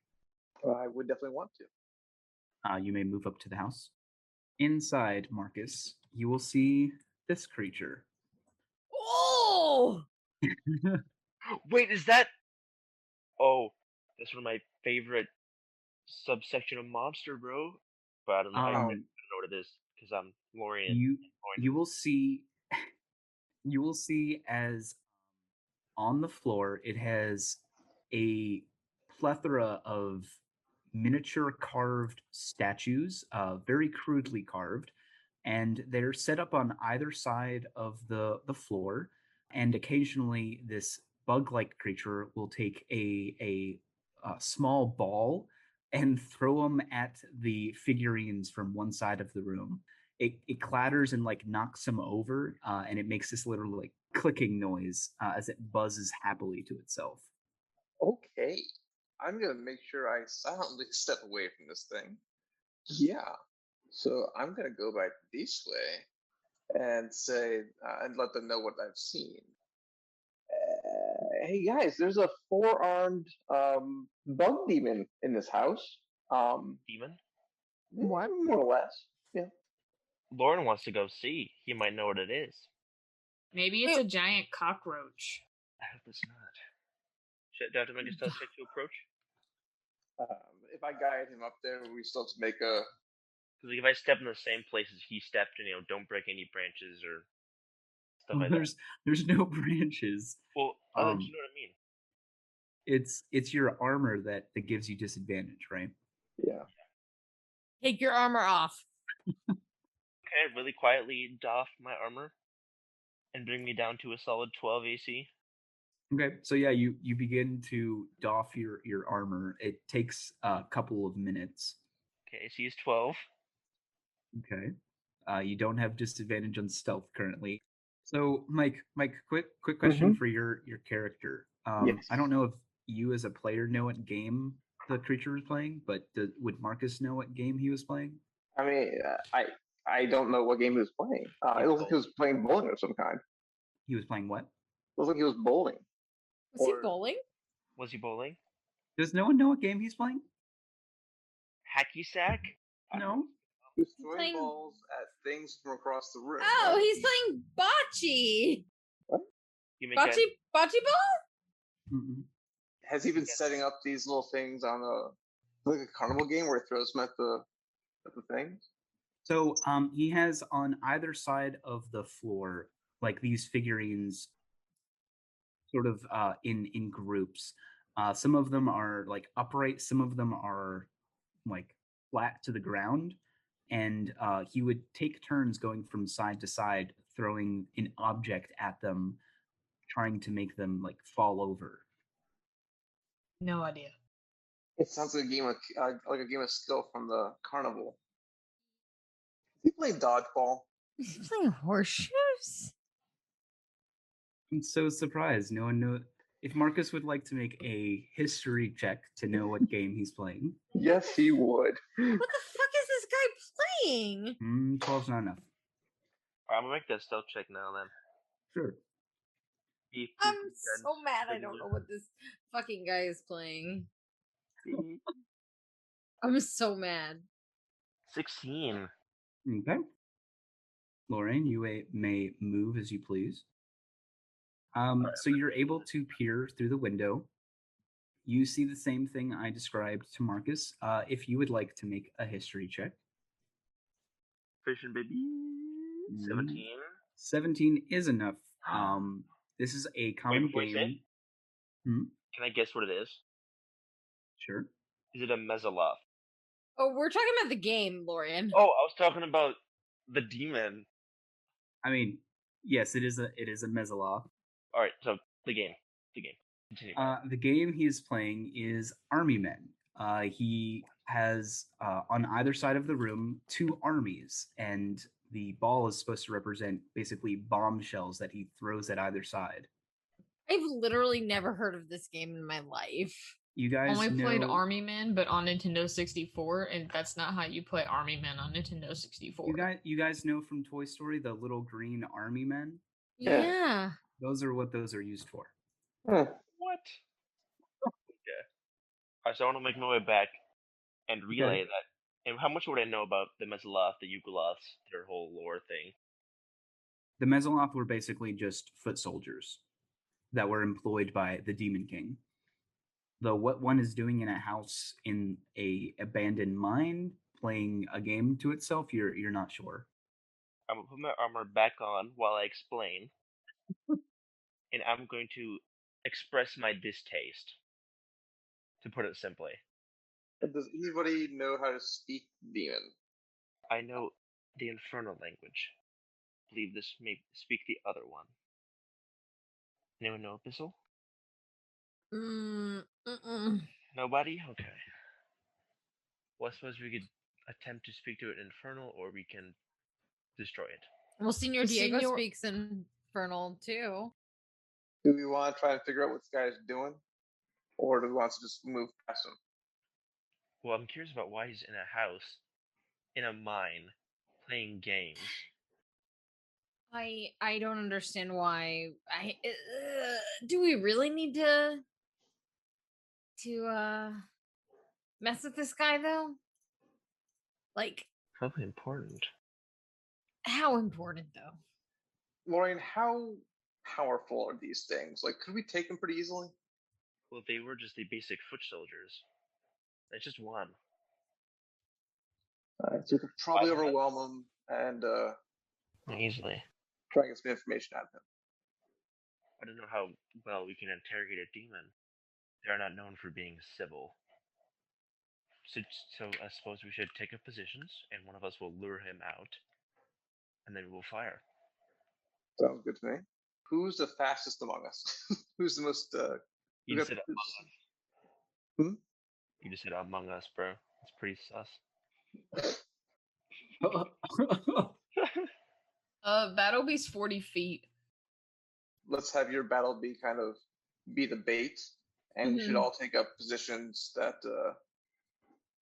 so we can make a surprise attack on him. Yeah, sounds good. I can ding dong ditch this fool. Battle is pretty fast. So should we move outside of the bridge or should we be on the bridge? Should someone make a quick perception check? All of us or just one of us? Anyone. Lux, you hear this high-pitched whining sound. Like, as in something that's hurt or something that's going to attack? It starts out very, very gradual or very subtle. It's almost like this mix between a whining and a whistling sound. And then it like progressively gets louder coming from the house.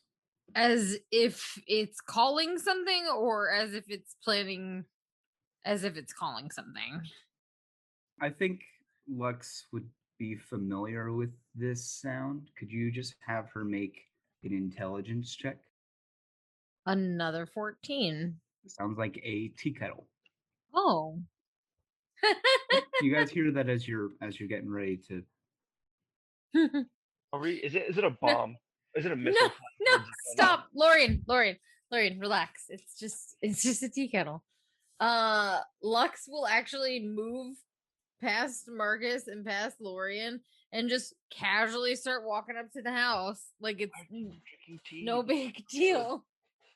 Don't worry, I got this. She's got like, she looks like a hippie. She's got like her long dress on. She's got like a duster made out of like fucking macrame and shit. And she just like flourishes it behind her. It's like, don't worry about it. I thought you said macaroni. Macrame?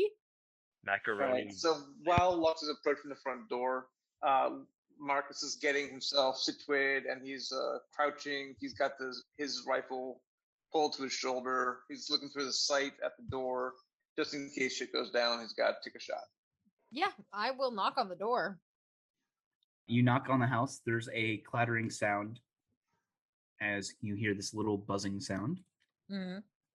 There's a couple of footsteps as you hear the door latch slide open, and holding a trident.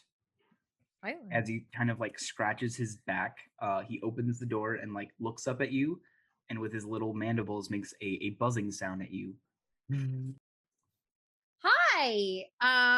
Yeah, I don't think we probably don't speak the same language, but hi, I'm Lux, and then I'll gesture back to my friends behind me, and then I'll notice that Marcus has his gun out, and I'm like, cut the gun. Hi, tea? Like, and can I see the tea kettle like over his shoulder or over his head? Or I have no idea how tall this thing is. He's about 4.5 feet tall. Great. Can I see into his kitchen? Yeah, you can. Great. So you like peer over him. You see the whistle or the steam coming off of the tea kettle. Yeah, and I'll point to it and be like, and then I'll like indicate drinking. It looks back at your friends and makes eye contact with you, Lorian. You hear within yourself that voice, "Kill it. It is a demon." At that point, the Mesaloth will saunter over to the kitchen and start pouring some tea as he looks over his shoulder at you a little warily, Lux. I'll follow him. Like, he's nice. I'll look back to my good friends. Just be like, he's nice. He's got tea. Lauren looks like he's about to explode. And I will go in. Okay. I'll straight up follow this. She's dead. She's going to die, and it's her fault. This is talking to Marcus. I want to go in. Do you think it's sleepy time, tea? And I walk up. What are you doing? He pours a cup, holds it up to his mouth, makes this little like slurping noise, and then holds it out to you. I will take it and I will slurp it up too, and smile to him, like hand him back the cup.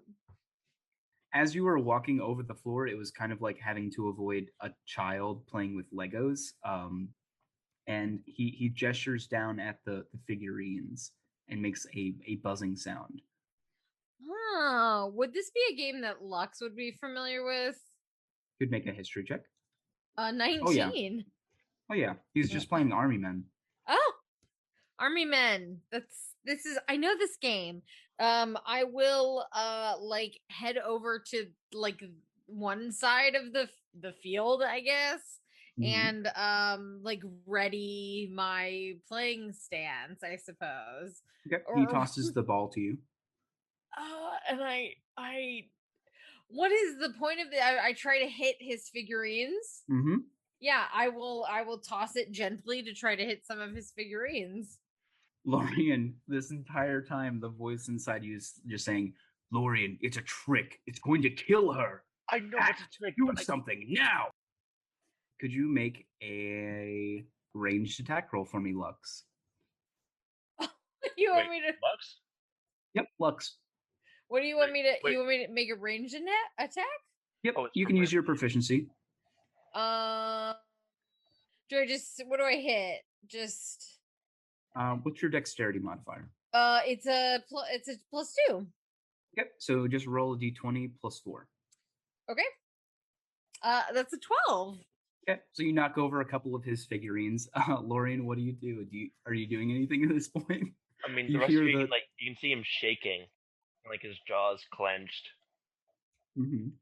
You don't act yet, though? He's trying to step forward, but not just like a dog that's like, whose owner's like, "Come on, get in the bath," but doesn't want to get in the bath. So he's like, his brain is fighting against itself. He takes a step forward and he stumbles back. The Mesaloth will pick up the ball and throw it at your army Lux. Nice. He gets a crit. So yeah, you just see him like grip the ball tightly and peg it down at your soldiers. There's like a bunch of them go flying as it hits a board and just vibrates as they all fall over. He makes a satisfied buzzing noise as he like does a fist pump. Yeah, she will like just kind of look over her little glasses at him and like smile and clap and be like, great job. And she looks very happy, and then she'll start like picking up and setting up the field again, assuming that they're gonna play another match. So it's best 2 out of 3. So yeah. Is anyone else doing anything at this point? Way into the building. Are you guys just gonna let me play? You can get yourself into this. You can get yourself out of this again. I'm just hanging outside the front porch. I'm having a great time. This is the best game of D&D ever, honestly. Does he do anything when I walk in? He just looks at you and points to a stool for you to sit and watch. Oh, okay. Hey, B. We're playing we're playing Army Men. That's cool. I'm just gonna watch. What is Lorian doing right He's now? looking through the window on the side. All right. Oh my god. I have you see Lorian's head peeking up behind you as the Mesaloth tosses the ball to you. He looks like he's about to like start frothing at the mouth. Oh my god. She just like looks at Lorian and she's like shaking her head like, what are you doing? That's a 17. Lorian's like that gif of the dog, that husky that has his like that's outside of the window with his like face pressed up against it. You know what I'm talking about, or am I crazy? No, I know what you're talking about. Okay. You beat him this round. But the Mesaloth get angry though, or have any like threatening physical movements. Wait, what'd you say, Lauren? Because the Mesaloth lost, is he gonna have any like angry fist shaking or even? Yeah, so he points at Lux like a little accusingly, like you cheated that round, but he just buzzes and tosses you the ball again. She laughs. Through. She laughs and she holds up her hands like, okay, we're tied. She'll set up her little dudes again, and yeah, she'll go for another one. Lorian, this thing is actually speaking Infernal, so you do understand it. You just heard it say, "That wasn't fair. That wasn't fair. I'll get you this round. Your army will be mine." Oh, if he makes a move, he's gonna come through that window. Trust. Oh my gosh. It's a 23. Uh-oh. All right. So to tie you, he needs a nat 20, which I believe he's already used his one nat 20, right? Yeah. Ooh. So he loses, and you see him like stomp angrily on the ground, and then like crosses. He has 2 sets of arms. He crosses both sets of arms. Lux will come over and offer him a hand, like to shake. Say good game. He begrudgingly stretches 2 hands out to you on like one side of his body and shakes your hand. She looks just so happy, and then she looks over at B and is like, says like, "Do you want to play against her?" He shakes his head, and you'll watch as like a grasshopper. He hops there. He hops there. He hops there, and then hops here, where there is a skeleton sort of just chilling on this stone pillar. Wait, I will follow him. There's just Lux out. Well, I'll just follow him to the edge, I guess, because I can't I could jump, but I won't. You'll watch as he takes something off the finger of this skeleton. Can Lorian see where they went? Yeah. Yeah, we're just out. We're just out on the front. He hops back, and he will take your hand and put the ring in it. Oh, There's the devil ring. I will. Can I? I don't think I have detect magic. I'm not that kind of bard.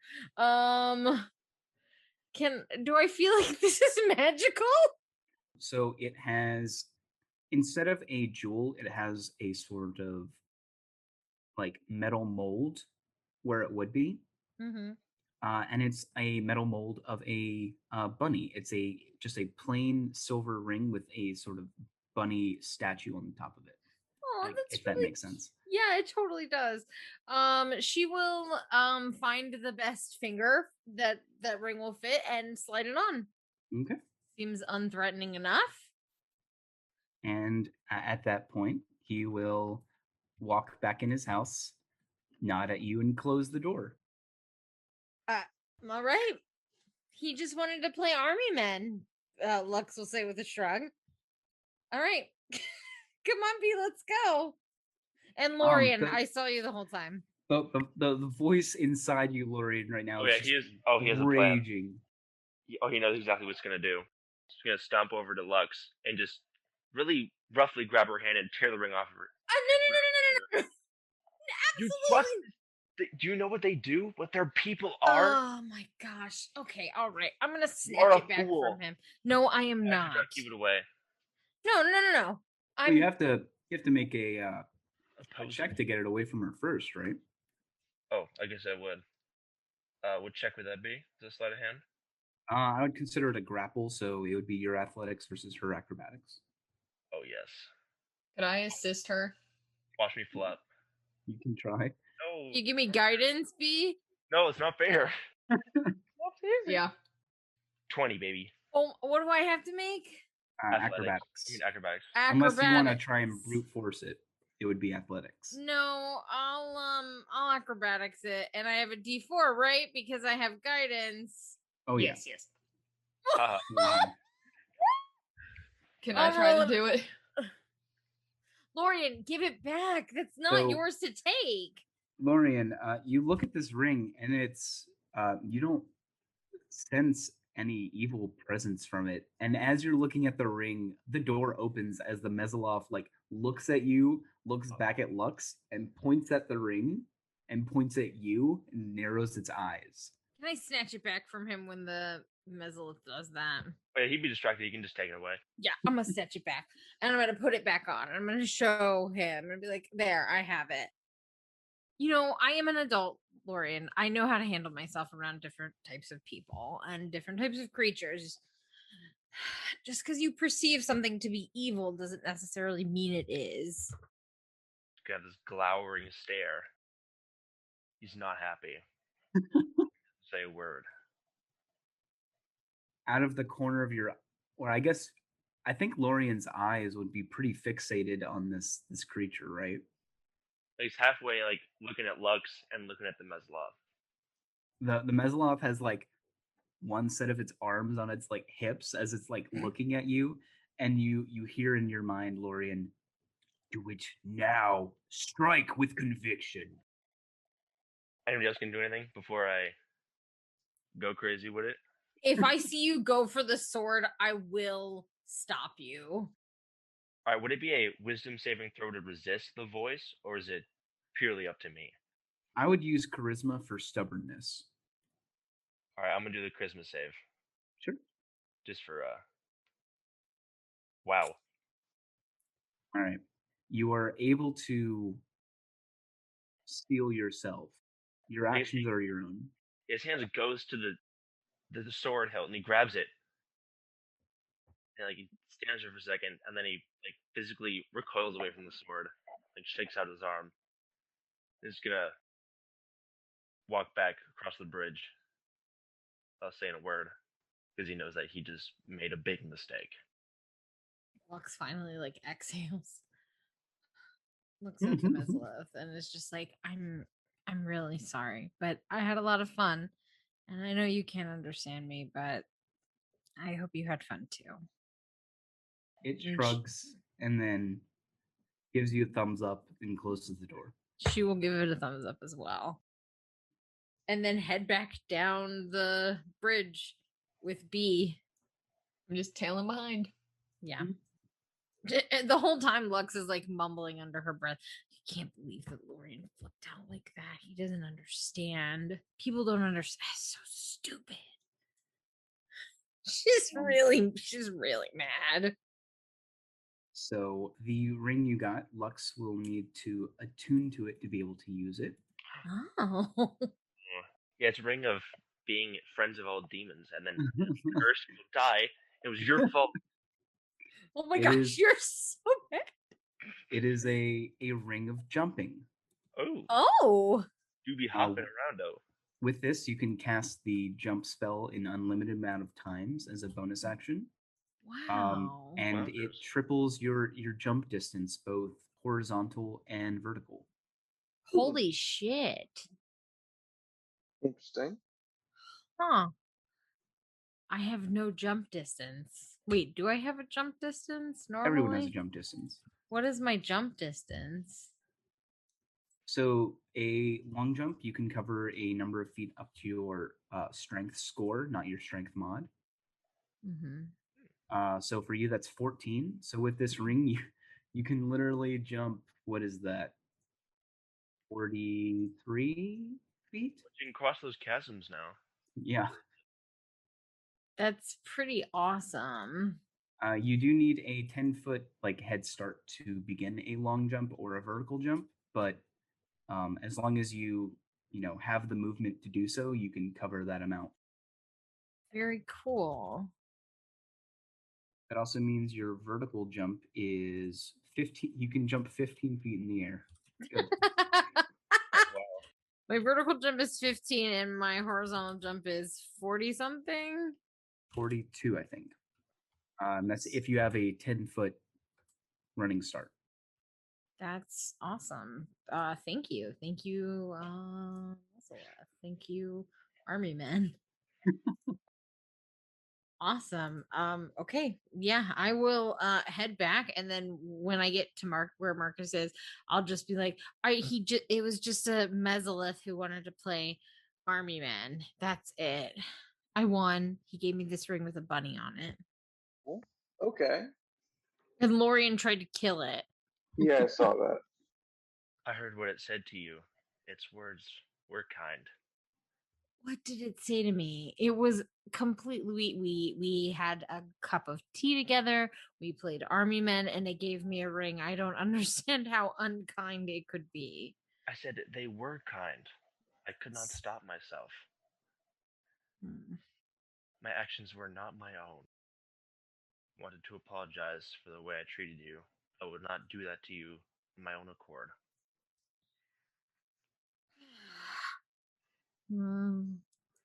Fine. Fine. I'll forgive you. I appreciate your apology. I understand that you dislike demons quite a bit for some obvious reasons, perhaps, but sometimes you have to give people the benefit of the doubt. We could have shot somebody or something who was perfectly innocent. He wasn't doing anything wrong. He was just in his home. We could have ended his life for no reason other than a perceived threat. And because he was a demon. But in reality, he was just a nice person. Or a nice creature, I guess, who just wanted someone to play with. I played with him. He was kind. That was that. Well, I do hope you will know the difference between a friend and someone who was laying a trap for you. Well, I just want you to be safe. I'm a big girl, Lori, and I can take care of myself. Trust me, I've dealt with worse monsters than that. As have I. But, we're not going to be comparing our battles here. Right. It can be, it's just sometimes I don't know. There are people who act with bad intentions under the guise of kindness, and people with kindness who may seem that they're acting badly. It's all a matter of perspective, I suppose. And I don't know. My gut just told me it's fine. It's just a tea kettle, just a little demon that wanted to play army men. Hopefully I'll be right the next time I make a decision like that. I understand it can be a little willy-nilly, I guess, for a lot of people. I kind of jump into things. Probably shouldn't knock on the door of a hag's home either, in case we do ever come across one. Well, hopefully you'll stop me that time, but this worked out perfectly fine. It did, didn't it? Everybody's safe, and I got a ring. Matches. What does that ring do anyway? Not sure yet. Have to give it like a good sleep. Then we can test it out, I guess. But it's got a cute bunny on it. I do like rabbits. See? Not all things are bad. Sure, he took it off a skeleton, but these things. Speaking of that skeleton, can I use the scope on my sniper rifle to take a look at all the other stone pillars to see if there's anything else out there? No, that was the only thing on there. Cool. And as you look at the skeleton, it is garbed in what looks like someone who was a spelunker or an adventurer. Apparently, this was as far as their journey made it. Yeah, I think we should probably keep going. I don't know. I could probably jump to all of them, but I have to attune to it, so it's like at least a short rest, I think. Right? Attunement's like a short rest. Mm-hmm. Yeah. I don't know. We could chill for an hour here. So if you don't have a running start, your jump distance is cut in half. 21? Yeah, you could jump 21 feet just straight up point, like from where you're standing. So I could technically, I won't make that one, but I could make this one. Yeah, I could somehow in a configuration make to all of them. That's fucking ridiculous. Honestly.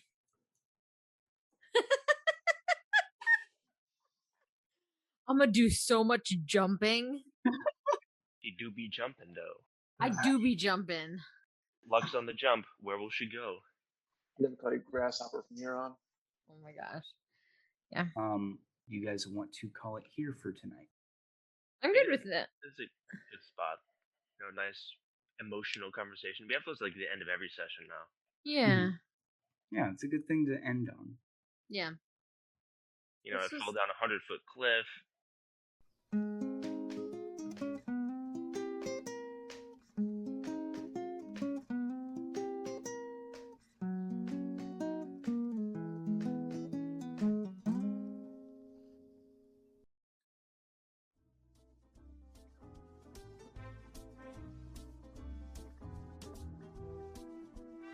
Thanks for listening to another episode of Radio D&D.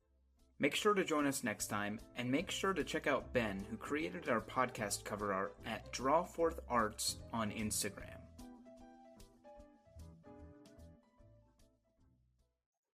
Maybe we should have done something with the bodies. Yeah, you should have. Yeah. You just left them there. They got taken by spiders. Oh my gosh. We thought we'd go back for them, right? So whoops.